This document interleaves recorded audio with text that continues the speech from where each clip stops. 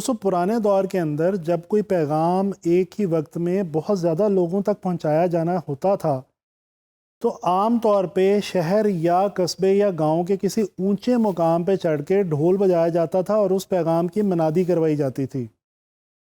जी हाँ, मैं आपसे बात करना चाह रहा हूँ ग्राफिक डिज़ाइन की हिस्ट्री के हवाले से। दोस्तों आपको ये जान के बहुत हैरत होगी कि हालांकि ग्राफिक डिज़ाइन जो है ये एक मॉडर्न फील्ड है, लेकिन इसकी हिस्ट्री का ताल्लुक इंसान के प्री हिस्टोरिक एरा से है, यानी कि पत्थरों और गारों के दौर से। दोस्तों आर्कियोलॉजिस्ट ये कहते हैं कि पत्थरों के दौर में इंसानों ने केव पेंटिंग्स बनाई और इन केव पेंटिंग्स की मदद से उन्होंने एक दूसरे के साथ विजुअली कम्युनिकेट करने की कोशिश की।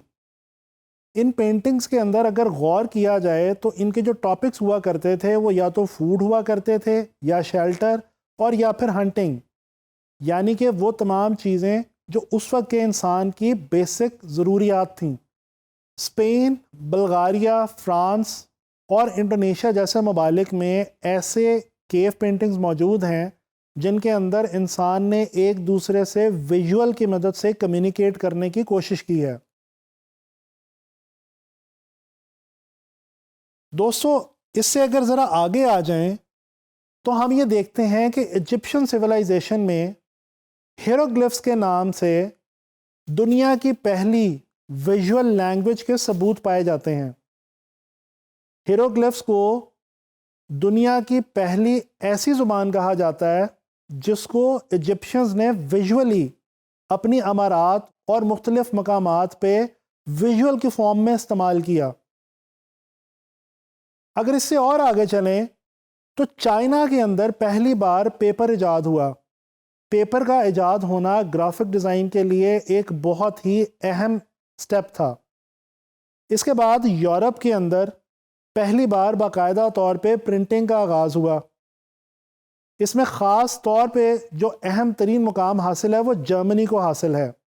एक जर्मन गोल्डस्मिथ ग्लटनबर्ग ने पहली बार अपनी प्रिंटिंग प्रेस में मूवेबल टाइप का इस्तेमाल किया। इसके अलावा क्लॉड गैरामाउंड ने दुनिया की पहली टाइप फाउंड्री का आगाज़ किया, यानी कि एक ऐसी कंपनी बनाई जहां पे टाइप फेसेस को डिज़ाइन किया जाता था। 1760 के अंदर इंडस्ट्रियल रेवोल्यूशन आ गया। इंडस्ट्रियल रेवोल्यूशन आने के साथ साथ जैसे इंसान की ज़िंदगी की बाकी फील्ड्स पे असर पड़ा, इसी तरह से ग्राफिक डिज़ाइन के ऊपर भी बहुत गहरा असर हुआ। विलियम मॉरिस उसी दौर का एक बहुत ही मशहूर आर्टिस्ट है।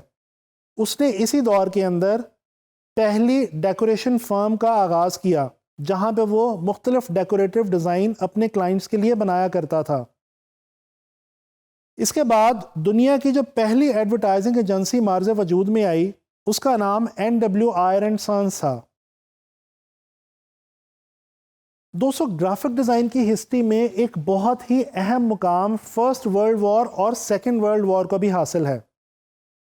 इन दोनों दुनिया की अजीम तरीन जंगों में जिन ममालिक ने एक दूसरे से लड़ाई की उनकी अफवाज को लोगों की किल्लत थी, लिहाजा वो अपनी आवाम तक ये पैगाम पहुंचाना चाहते थे कि वो लोग अपनी फ़ौज का साथ दें और फ़ौज में भर्ती हो जाएं। इस मकसद के लिए उस दौर में उन ममालिक की फ़ौजों ने वॉर प्रोपेगेंडा पोस्टर्स बनाए और उस दौर में इन पोस्टर्स को जहाज़ों की मदद से गिराया जाता था ताकि लोगों तक ये पैगाम आसानी के साथ एक ही वक्त में पहुंचाया जा सके। पॉल रैंड दुनिया का वो पहला डिज़ाइनर है जिसने डिज़ाइन के बारे में पहली किताब लिखी जिसका टाइटल था थॉट्स ऑन डिज़ाइन। दोस्तों इससे आगे चल के देखें तो स्टीव जॉब्स ने जब मैक की बुनियाद रखी और पहला मैक सिस्टम इंट्रोड्यूस करवाया तो उसके अंदर पहली बार यूज़र इंटरफेस ग्राफिक्स की मदद से इंट्रोड्यूस करवाया गया जिसको बिट मैक ग्राफिक्स भी कहा जाता है।